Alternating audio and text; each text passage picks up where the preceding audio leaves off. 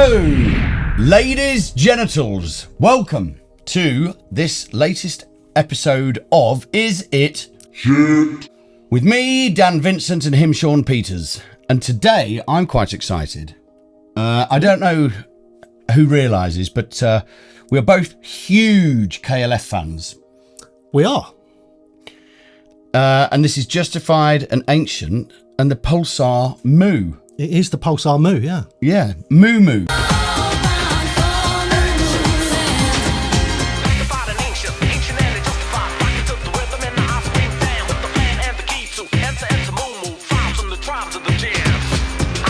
They should have done, I would have. Well, they obviously didn't, they weren't around, maybe. No, they're probably younger than us. Could be. Most people are, though. Yeah. Anyways. So, Sean, take us through the Pulsar Justified and Ancient Mu.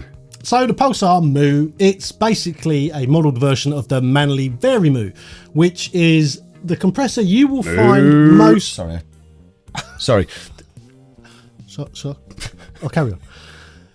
The Manly Mu is the compressor you will find most often in mastering studios. Mastering engineers love it. It's good on the mix bus too. Mm-hmm. So Mu basically means it's a tube compressor. And there's several things you get with a Mu type compressor.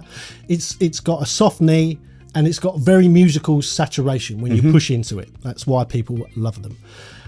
This is a model version, as I say, of the Manly Mu. It's got that sound. It does sound very much like the Manly Mu from what I can work out. It's got some really nice features. So it's got mid-side, which means you can use the left channel to compress the mid, the right channel to compress the sides. That's lovely, especially if you want to add saturation to the sides but not the mid. Love a bit of that. It's got a very detailed sidechain section you can see down the bottom. Yep. Which means you can totally tell it what you want it to react to, which especially in mix bus and mastering, that's great. In terms of if you frequency? Want to, yes. Yeah. So if you want to really push the mids into the sidechain because you want it to react to that middle part of the track and not the sub, leave the sub alone. We don't want it pumping. Or maybe you do want it pumping. This lets you choose. It also has a knob for controlling whether it's look ahead or look behind. A what? Look ahead or look behind. So there's two kinds of compressors in the world. Look ahead compressors, look behind compressors. Look ahead compressing means that you get like perfect limiting. Really, really solid limiting. But if you use a look behind compressor, it can let the transients through. So you still get the boom and the bap. You still get the really strong transients, and then it compresses after the transients have gone. Cool. So I can see lots of traditional controls that you'd expect to find on a compressor on it, but I can see a control that says dual input. Yes. What's that? Well, it's a stereo unit. That is the input for left and right. Or in mid-side mode, it is the input for mid and side. Clever. It's just a big input control, basically. Cool. You can see the metering at the top. You have two choices. You can have the traditional VU style meters or gain reduction meters, or you can have the waveform where it shows you in real time how much of the waveform is being compressed or limited, which it's one of those things I don't really want, but then when I start using it, it's really hard to stop using it. That's the thing, isn't it? It's a bit, you're having that graphic information to detract from you relying on your ears. Exactly, especially in mastering, I think it's quite dangerous to rely on graphics. You need to use your ears. That said, sometimes you might be doing almost nothing, and it might sound great. And in that case, these meters can freak you out because it isn't doing anything. But it is if you can hear it. It's a bit like having the EQs, isn't it? If you have an EQ on an old analog console, you might do something crazy. But if you can see it on a graphical representation in a parametric, it would scare you off doing it. It's true. Yeah. I'm not a big fan of them, but in this case, I like the fact I can turn it on and go back to the traditional style metering if I want to. But yeah, it's a great sounding Mu compressor. Interestingly, so as you know, I've got the GainLab Dictator hardware. Yeah. When I was testing this, I messed around with it only for about 10 minutes, and I could pretty much get them to sound almost the same. Is it the Pulsar? They did the Manly. So they did the massive passive. Passive. They did the whatever they call it, the Pulsar Massive. They call theirs. They also do the GML 8200, which I use all the time. I love that plugin.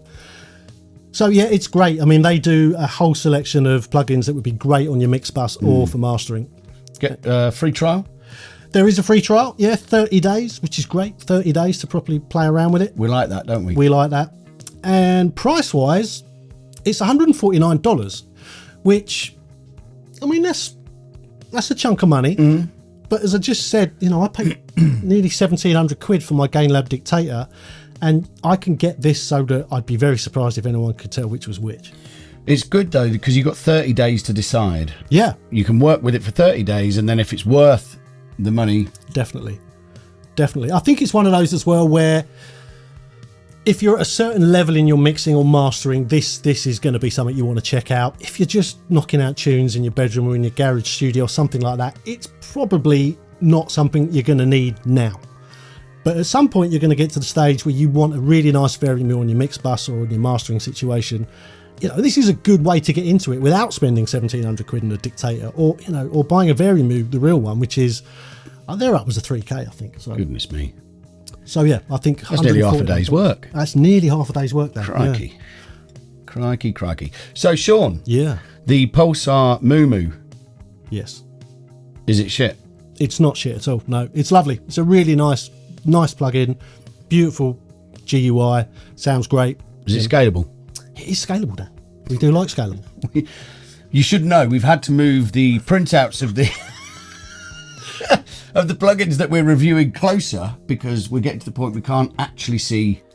Couldn't read my own writing 6 feet away. Your writing's terrible. That's got nothing to do with your vision. Well, there's two reasons my writing's terrible. One is because my writing's terrible, and when I'm writing these notes, I think if I make it really bad, Dan won't be able to read it and jump ahead of everything I'm going to say. You could say these things to me off camera, Sean. We could... What? Retain the magic? Of is it shit?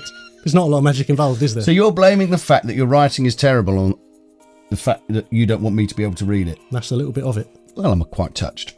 Touched. Anyway, ladies and gentlemen, hit the subscribe button. Do that and like the video. And we now have an Instagram, which is Studio Life 101, and there's a Patreon, and there's a merch store, and there's a whole bunch of things. There's also links below about how you can get involved in hiring Dan to mix your track or to master your track. So yeah, check out the links, and yeah, there you go. Hope you enjoyed the episode. We'll see you next time. See you later. Bye.